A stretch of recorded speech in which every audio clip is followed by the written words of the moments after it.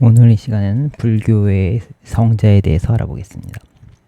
불교의 성자는 사상팔배라고,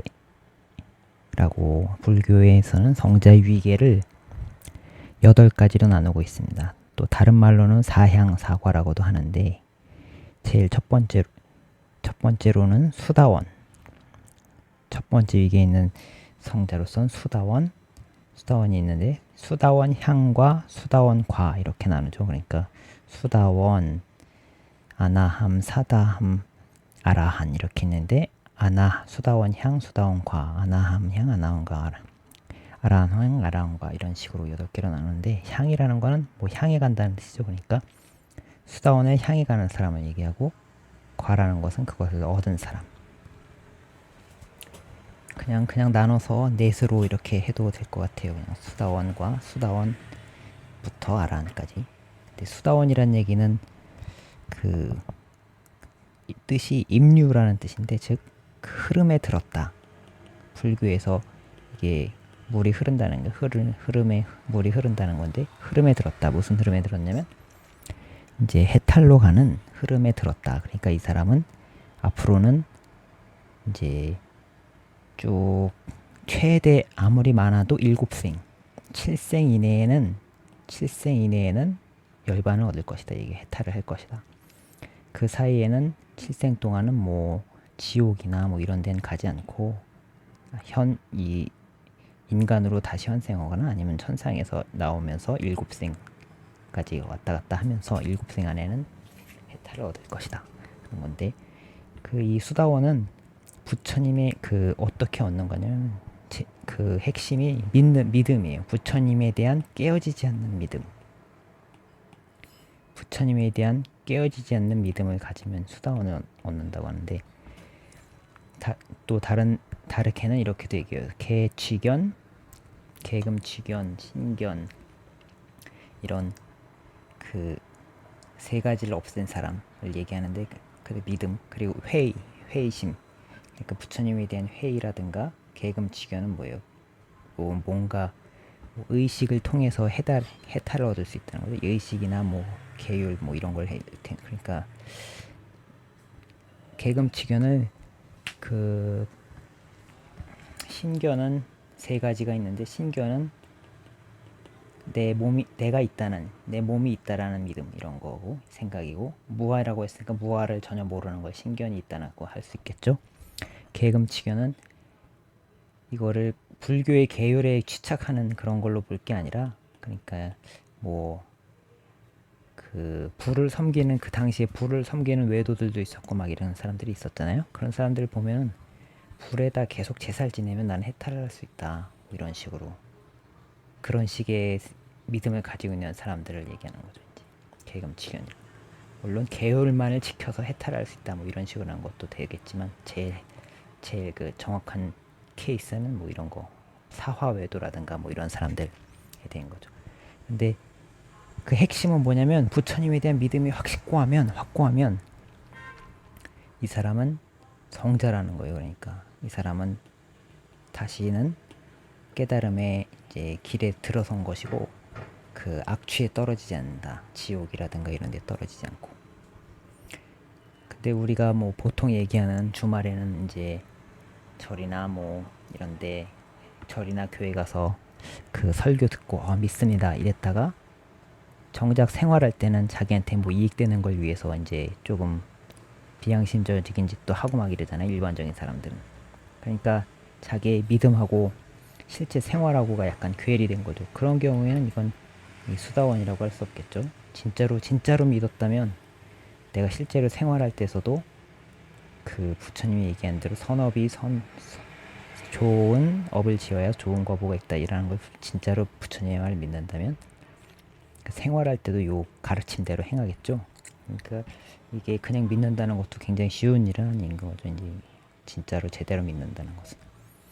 그리고 그 다음이 사다함이고, 사다함은 한 번 온다는 얘기야. 일례. 수다원은 7생 이내에 해탈한다는 거 했는데, 사다함은 한 번 더 이 인간 세상으로 한 번 더 와서 그 다음에 해탈을 할 수 있다는 거죠. 그 사다음은 오화분결이라는 아까 그 수다원에 얘기하는 개치견, 신견하고 회의하고 거기서 탐진 두 가지 거친 번뇌를 더한 거를 그 거의 없앤 사람. 완벽하게 끄는 사람은 아니겠죠. 탐진이 완벽하게 없어졌다면 그건 깨달은 사람이니까.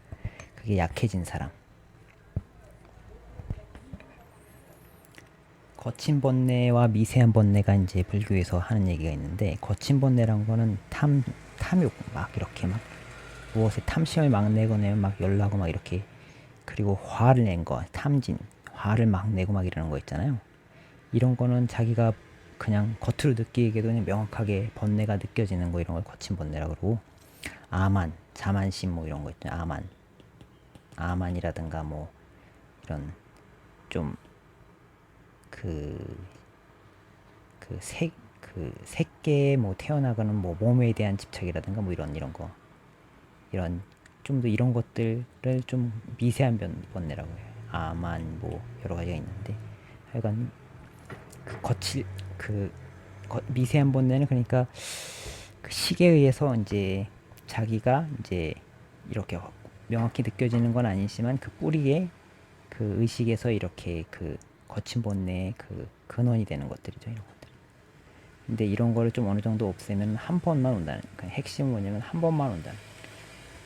그리고 그 다음에 아나함은 불안과라고도 하는데, 불안은 안 온다는 거야. 일단 이 사람으로 태어나지 않고 깨달음을 얻는데 그 다른 천상에 한 번 더 날 수도 있다는 거. 천상에 나서 다음 생에서는 천상에 나서 거기서 수행해서 그냥 깨달음 얻는다.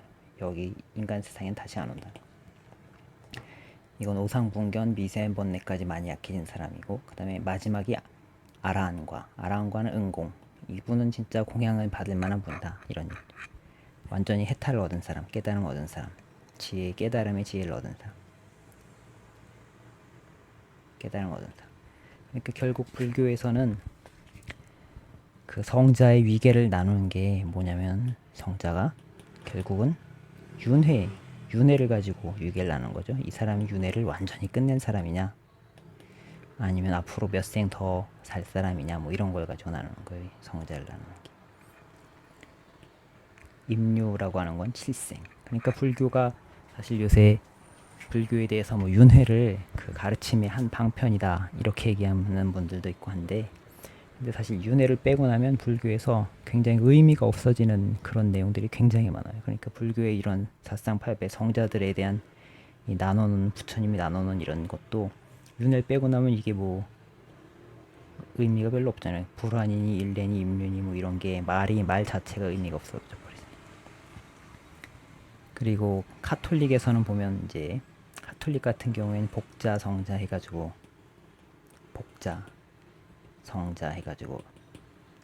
그 일반적으로 복자를 시복을 한 다음에 그 다음에 시성을 한다고 그러나, 그 다음에 성자가 되잖아요. 복자에서 성자가 되는데, 그때 카톨릭 교회에서 심사를 해요. 근데 심사를 하는데 그 성자의 기준이 뭐냐면, 여기는 순교를 한 사람이던가, 아니면은 굉장히 도덕적으로 모범적인 교인이면서 기적이 있어야 돼요. 순교를 한 사람이 아니면 기적이 있어야 돼요. 순교와 기적. 두 가지가 그 핵심인데, 즉 테레사 수녀님도 성자가 됐잖아요. 테레사 수녀님은 순교를 하신 분이 아니기 때문에 기적을 인정을 받아서 한 건데, 어디서 누굴 치료를 했다는 거예요. 누구를 치료를 했다. 그 기적이다. 그래가지고 성자가 된 거. 이런 것만 봐도 이제 그 추구하는 바가 벌써 많이 다르죠. 그렇죠? 불교는 그 핵심이 뭐 윤회 사상에, 성자에 나누는 위계의 핵심이 윤회 사상에 있고, 기독교는 순교, 이걸 위해서 순교는 뭐 이건 믿음이라고 할 수 있겠죠. 순교는 믿음이 확실하게 증명한 거죠. 순교로. 기적을 또 중시하고 기독교는. 네, 그럼 이만 마치겠습니다.